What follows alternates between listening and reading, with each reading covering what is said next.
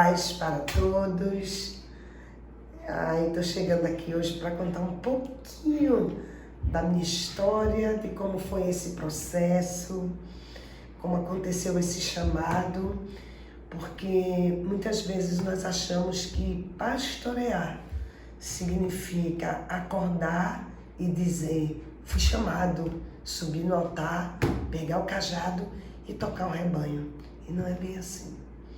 Então eu quero estar partilhando um pouquinho, porque o primeiro domingo de outubro nós comemoramos o dia do pastor quadrangular e nós queremos que você conheça um pouco da nossa história. Olá, paz seja convosco. Eu sou o reverendo Nelson Campos, pastor aqui junto com a minha esposa Simone Campos, na Igreja do Evangelho Quadrangular da Torre. Sou bacharel em teologia, sou ministro dessa igreja, para a honra e glória do nosso Senhor Jesus Cristo. Eu sou a pastora Simone Campos, tenho 55 anos, sou casada com também o pastor Nelson Campos, sou mãe de 3 filhos e vó de 4 netos. Estou nesse ministério há 16 anos e amo o meu Deus, amo ao meu Senhor e amo a minha igreja. E eu sou grata por ter sido escolhida para estar levando essa mensagem. O meu chamado para ser pastor foi sentado na igreja que eu congregava, porque eu conheço o Evangelho desde o começo na Igreja do Evangelho Quadrangular. E estava sentado assistindo um culto e o Senhor disse que iria me tirar daquela igreja e não me disse para onde ia me levar, só me disse que ia me tirar dali. E pelo pouco que eu conheço o Senhor Jesus Cristo, eu sabia que Ele ia me colocar à frente de uma obra. Ele queria que eu cuidasse de pessoas do reino de Deus. O meu chamado eu recebi, na realidade, eu vim de uma família espírita e eu não lembro, não recordo porque eu era muito pequena. E o meu avô conheceu a Igreja do Evangelho Quadrangular através do pastor Antônio Genaro, que chegou aqui em 1971. Ele chegou aqui no estado de Pernambuco, abriu uma tenda ali na Avenida Norte.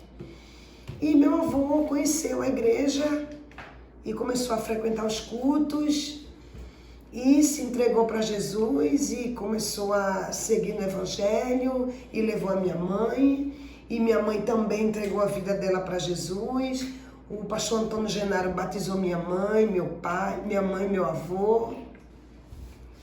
E ali a gente foi acompanhando com criança, levando lona, levando banquinho para a gente sentar, sendo mordido por formiga. A gente foi passando esse processo, fui crescendo, fui criança dentro da igreja, dentro do ministério infantil, fui artista dentro da igreja.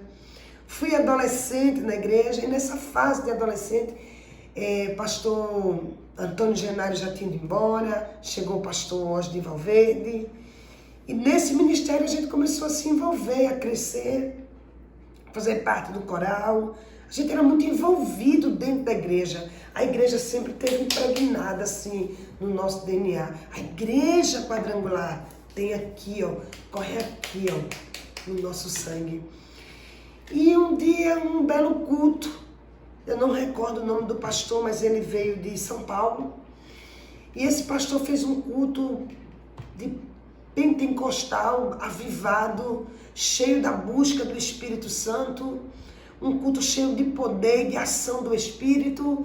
E ali o Senhor começou a chamar as pessoas. Você, vem aqui na frente. Você, o Senhor vai abrir as portas do emprego. Você, vem cá, o Senhor vai fazer isso na tua vida. Você, vem cá, sabe aquele momento, a igreja viva, todo mundo glorificando. Aí olhou assim, você, a gente tem aquela, você, o Senhor tem um ministério na tua mão. E ali a gente se derrete, a gente chora, e a gente fica eufórica, entra no coração aquela chama. Foi muito bom sentir aquilo. Ah, irmãos, desse dia em diante, eu nunca mais perdi uma gincana no grupo de adolescente, no grupo jovem. Nunca perdi uma campanha, nunca. A gincana que fazia, eu sempre corria. Arrumei até um namorado na frente da igreja para botar ele dentro para ganhar ponto para minha equipe. Hoje ele é um pastor. Né? Eu trouxe aquela marca dentro do meu coração. É como se tivesse carimbado ali, sabe? Eu assumi aquele papel. Depois que o pastor Asni foi embora, que veio outro pastor para cá, eu me afastei da igreja. Eu nunca me vi como pastor. Eu nunca me vi nem como cristão, como crente. Porque para mim, você pode até se horrorizar com o que eu vou dizer. Quando eu vivia no mundo, até os 37 anos da minha vida eu vivi no mundo. Eu vivi bem vivido o mundo.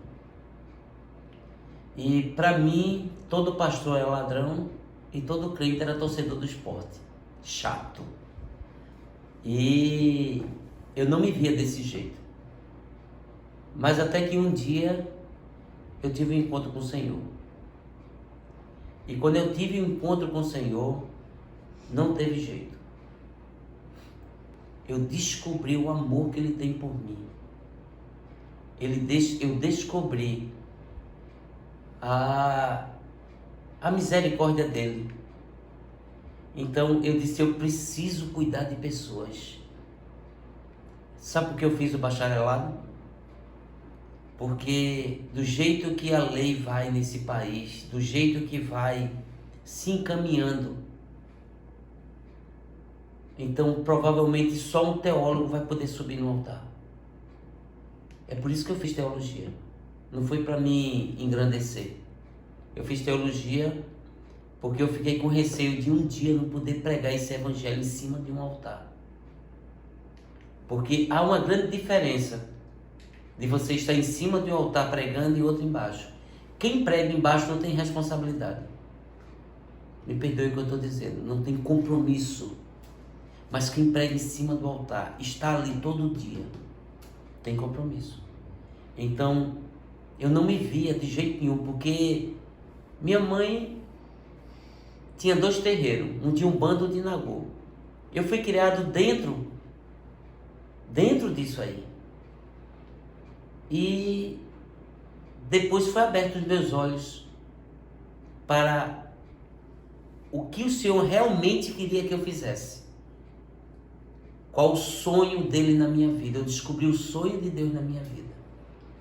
E o sonho da minha vida foi esse, cuidar do reino. Eu teria que estar em cima de um altar para cuidar do reino.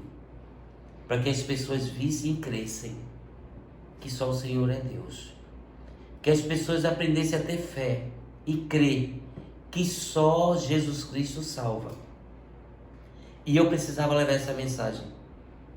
É por isso que eu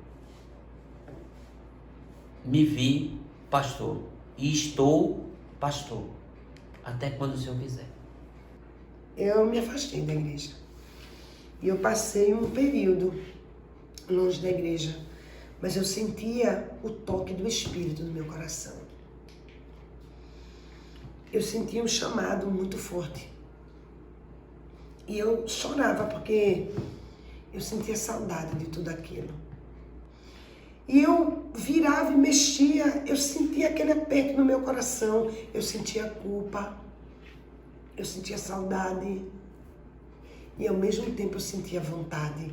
Sabe o que eu fazia? Eu subia na cadeira, no sofá, ou então em cima da cama. Às vezes eu esperava ficar só, eu abria a Bíblia e eu começava a pregar. Era assim, recebe. E eu chorava, e eu me ajoelhava. E eu sentia saudade de Deus. Até que eu voltei para a igreja, voltei para os caminhos do Senhor, sabendo que era o que Deus tinha preparado para mim, mas também sabia que tinha que esperar agora o tempo do Senhor, porque eu já tinha perdido muito tempo.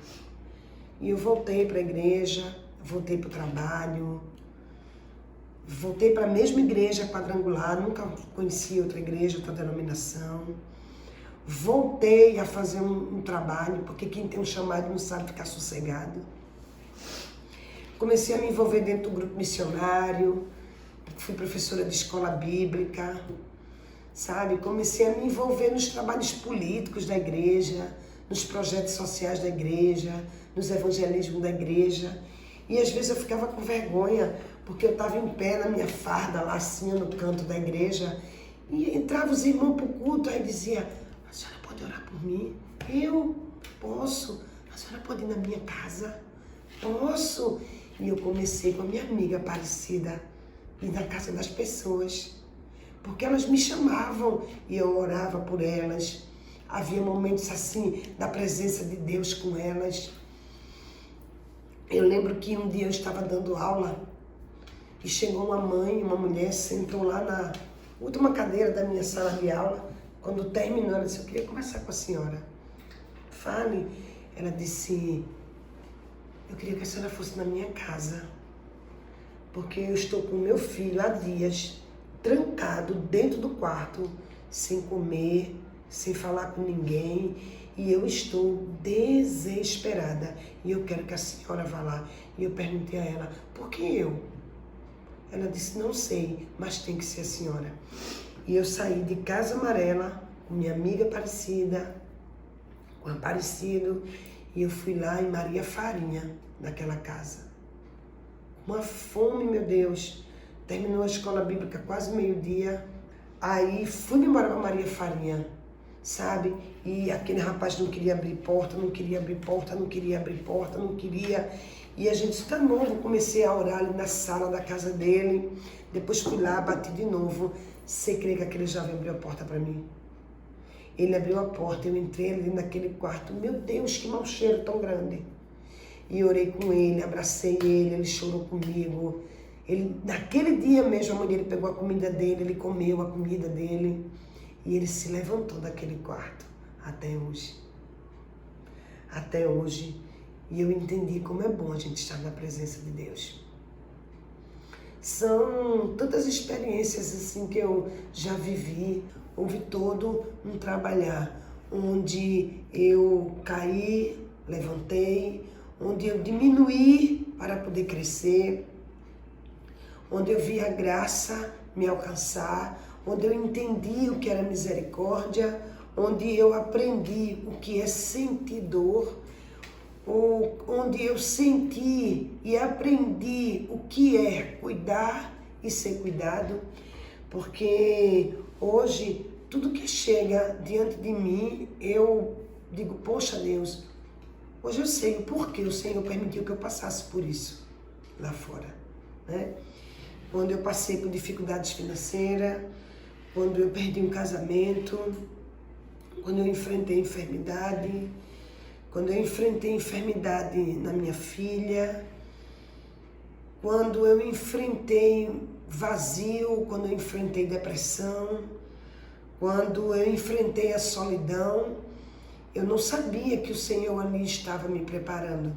Eu não entendia que eu estava na escola, eu estava no deserto, sendo cuidada e ensinada pelo Senhor. Porque nós achamos que ser ensinado por Deus é apenas quando nós recebemos as bênçãos. Nós achamos que somos cuidados pelo Senhor quando nós estamos vivendo os momentos bons. Eu gosto muito de refletir no salmista Davi, quando ele diz assim: o Senhor é o meu pastor e nada me faltará, né? Nada me faltará. Ele dá uma certeza: o Senhor é e nada me faltará. Ele sabe, mas no verso seguinte ele diz assim: me faz andar em pastos verdejantes. Ou seja, ele não andava, ele não diz assim: eu ando, ou eu andarei, ou eu estou andando em pastos. Ele diz: me faz andar em pastos verdejantes. Por quê? O caminho era difícil, o caminho não era fácil. E chegar até aqui não foi fácil, né? Me questionei muitas vezes se esse era o meu lugar. Essa igreja aqui, que hoje Deus nos deu a oportunidade de dirigi-la, de cuidar dela, nós fomos chamados para essa igreja estava uma igreja fechada, estava uma igreja que não tinha membro, e no tempo o pastor Valdir Facione era o presidente do estado e era o meu pai na fé. Ele continua sendo meu pai na fé. Então ele perguntou se a gente queria tomar conta de uma obra. E eu disse para ele que lógico que eu quero. Com certeza. Ele disse, mas eu não lhe disse nem onde é a obra. Eu disse, não precisa me dizer onde é a obra. Eu já estou dizendo que quero. Não foi chamado para aqui, para essa igreja. Foi chamado para um terreno lá em Abreu Lima. E no momento que a gente foi chamado para o ministério, foi o pior momento financeiro da minha vida. Eu costumo dizer que eu devia somente a 2 pessoas, a Deus e o mundo. Não tinha, o meu automóvel nem chegava lá em Abreu e Lima. Mas mesmo assim eu aceitei, fui lá para Abreu e Lima, olhei o terreno tinha 20% plano e 80% era um buraco. E quando eu cheguei naquele lugar, eu já vi a igreja, eu já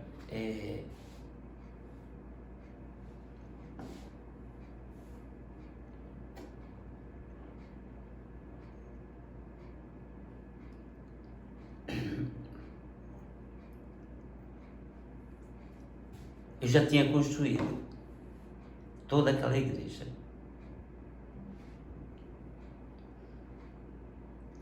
Todos os departamentos, tudo já estava pronto. Porque depois que eu descobri que Deus, ele sonda o nosso coração.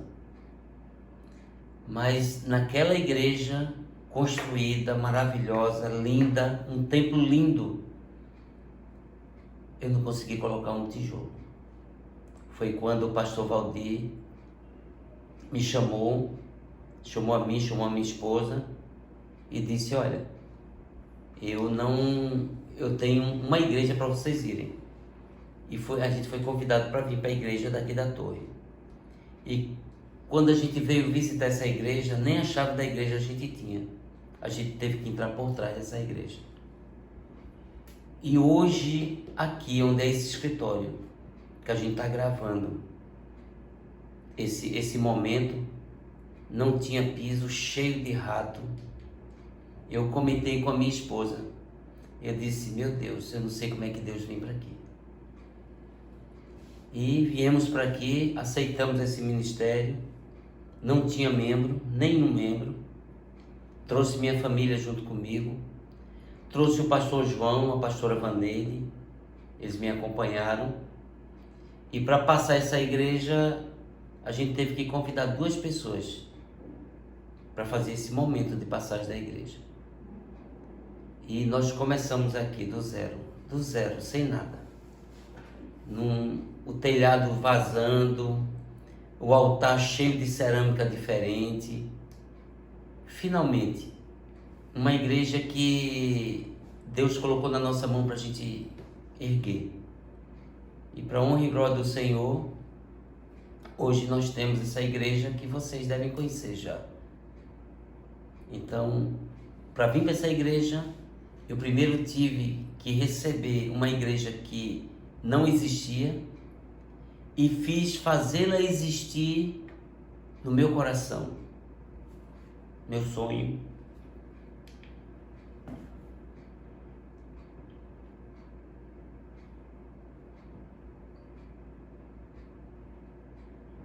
E eu tenho certeza que Deus viu aquela edificação maravilhosa e disse, esse eu posso contar. Pensei muitas vezes em passar adiante esse cetro que foi me dado, né? Essa responsabilidade que me foi dada. Eu pensei em passar adiante, porque hoje nós encontramos ainda discriminações, preconceito por ser mulher, acima de tudo. E há anos atrás, há 16 anos atrás, eu sofri esse grande preconceito por ser mulher, por estar à frente de uma obra, não é? Eu sofria preconceito porque eu tinha um cabelo curto. Eu sofria preconceito por causa das minhas vestes. Eu sofria preconceito porque eu era pobre. Então, o preconceito, ele sempre falou mais alto, sempre esteve diante de mim.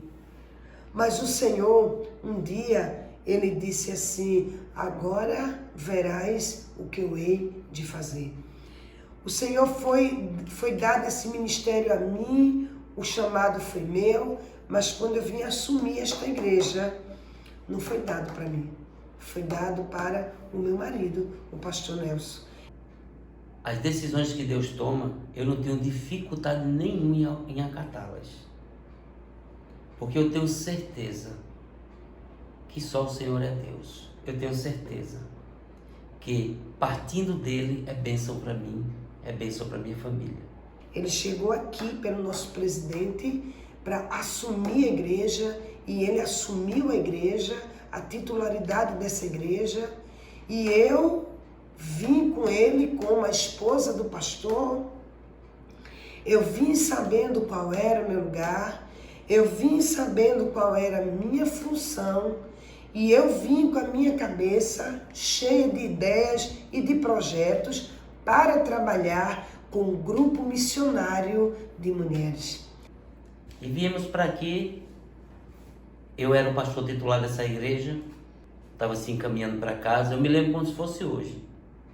Ali na Avenida Recife, eu saí da Abdias, desci o viaduto. Quando eu estou passando embaixo do viaduto ali que cruza a Avenida Recife, o Senhor falou no meu coração: passe essa igreja para sua esposa.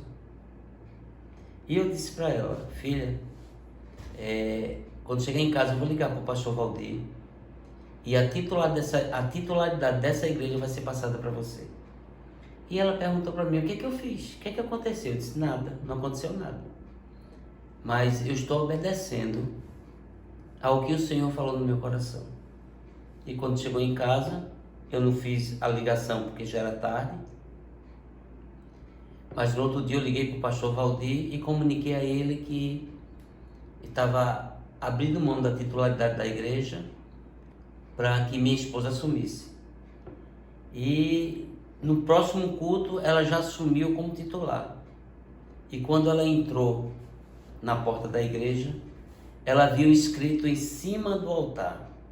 E ela perguntou para mim: tu tá olhando, tu tá vendo o que está escrito ali em cima do altar? Eu disse: não, minha filha, eu não estou vendo não tem nada escrito ali não. Ela disse: tem uma coisa escrita ali. E o que estava escrito lá era: agora verás o que eu hei de fazer. E eu estou vendo o que o Senhor está fazendo. E eu quero até abrir um parênteses aqui e dizer a você: o lugar que você está é o lugar que Deus preparou para você, ou é o lugar que o homem achou que você deveria estar? Eu me alegrei e ao mesmo tempo eu senti muito medo, eu me senti insegura, eu achei que eu não iria ter capacidade para fazer, eu não sabia fazer, porque uma coisa é você sentar dentro de uma sala de aula, passar por um instituto teológico, passar por um seminário teológico, é você estar ali diante de livros, é você estar ali diante de professores, é você aprender algo na teoria, é você saber na teoria o que é ser administração eclesiástica, é você saber o que é uma hermenêutica, é você procurar um conhecimento teórico. Outra coisa é você estar diante do púlpito e na sua frente você ter um povo, e não é qualquer povo, você ter um povo escolhido.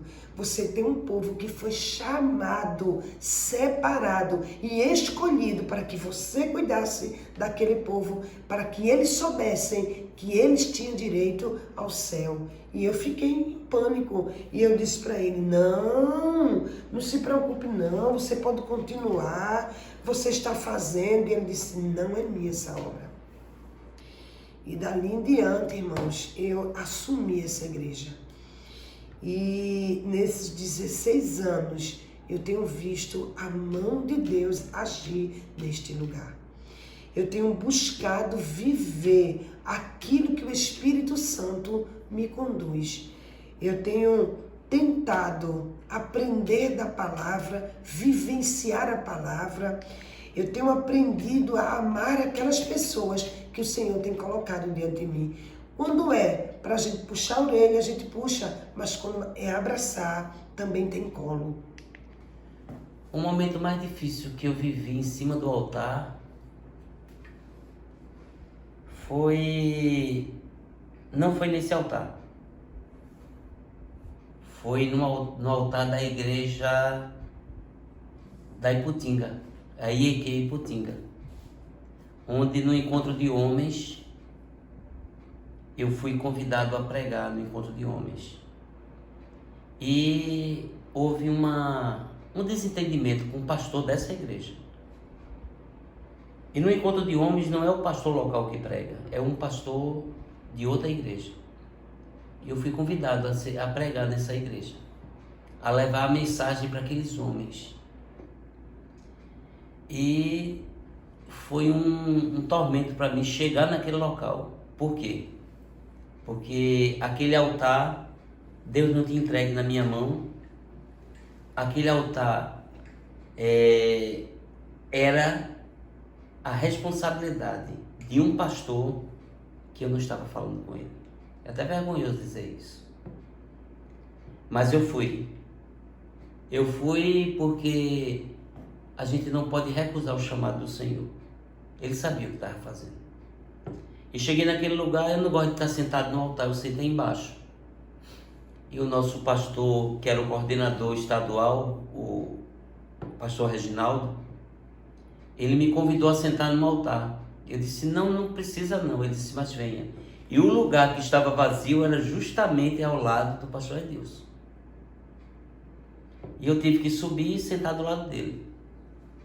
E os louvores estavam acontecendo, as apresentações estavam acontecendo e eu sabia que ia chegar a parte da palavra. E o Senhor falou nitidamente no meu coração, eu quero ver como é que tu vai subir nesse altar e vai pregar o quê? Se o teu coração não está em acordo comigo. E foi se aproximando a hora e eu ficando com a mão gelada. E até que chegou a hora. E o pastor Reginaldo me chamou, a igreja me recebeu, eu saudei a igreja. E mais uma vez o Senhor falou para mim, eu vou te envergonhar.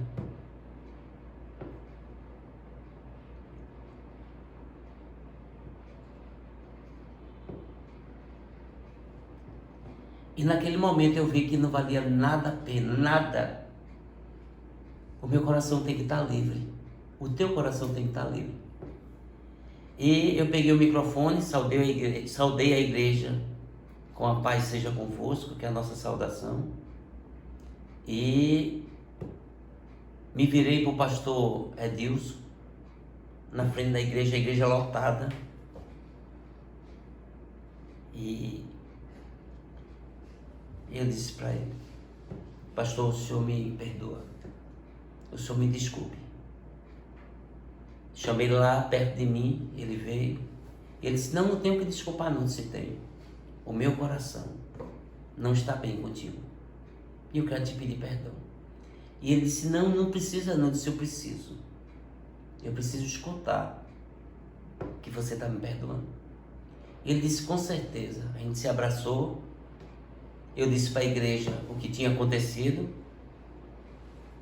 E dali, Deus fez sinais tremendos através da minha vida.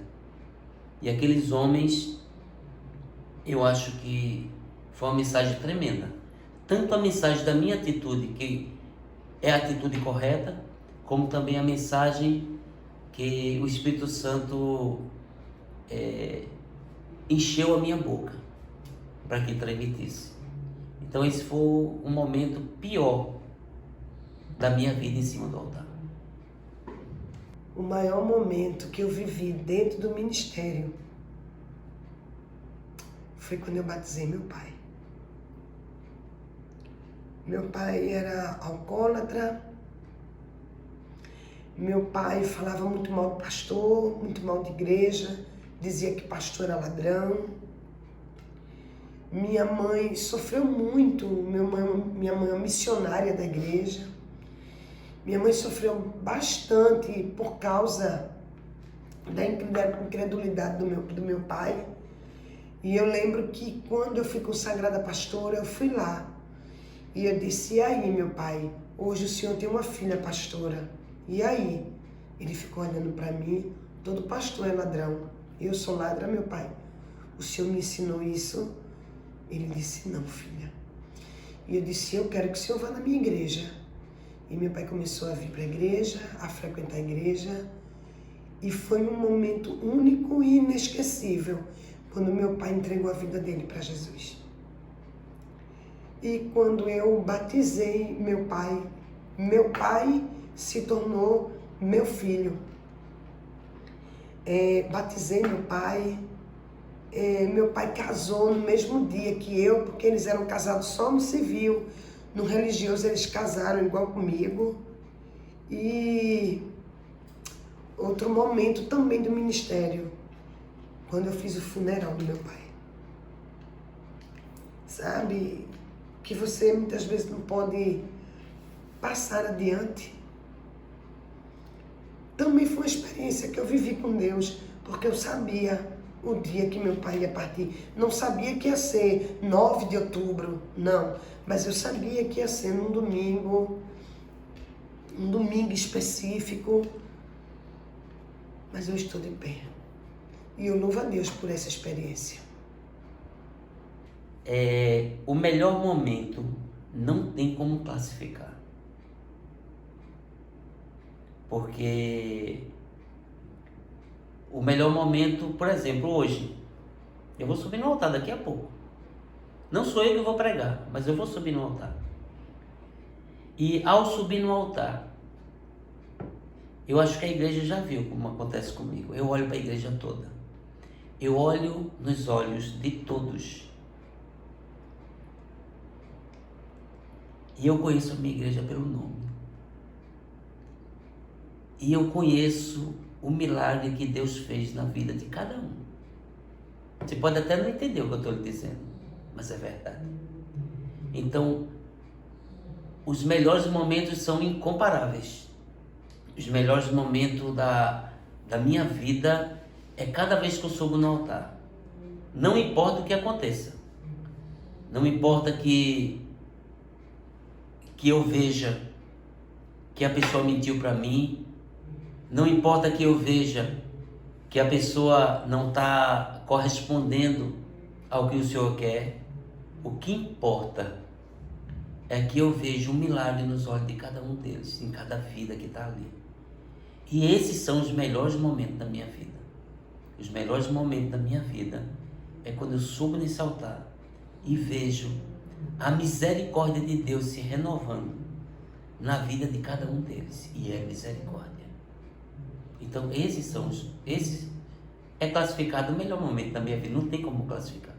Quero agradecer você que está aí me ouvindo, que Deus possa estar abençoando grandemente a tua vida, você que tem esse chamado e acha que não tem capacidade, você tem sim, porque se o Senhor te escolheu é porque Ele sabe a força que você tem, Ele vai te colocar em lugares que você nem imagina, Ele vai fazer coisas na tua vida que você nem sequer imagina. Então só confia, se entrega e confia. Eu agradeço a você que está assistindo esse vídeo. Eu tenho certeza que esse vídeo vai ser edificante na tua vida. Não importa a religião que você seja, não importa. Não importa a religião que você esteja, não importa nada disso. É edificante porque quem não conhece Deus? Então eu te agradeço, espero que você curta esse vídeo, porque na hora que você curte, há uma possibilidade maior de pessoas, de mais e mais pessoas verem esse vídeo. Eu te agradeço já. Segue a gente. Ajuda a gente a propagar esse evangelho. Vem, me deixa cuidar de você. Que a graça do Senhor Jesus Cristo seja sobre a tua vida. Eu te agradeço. Um beijo no teu coração.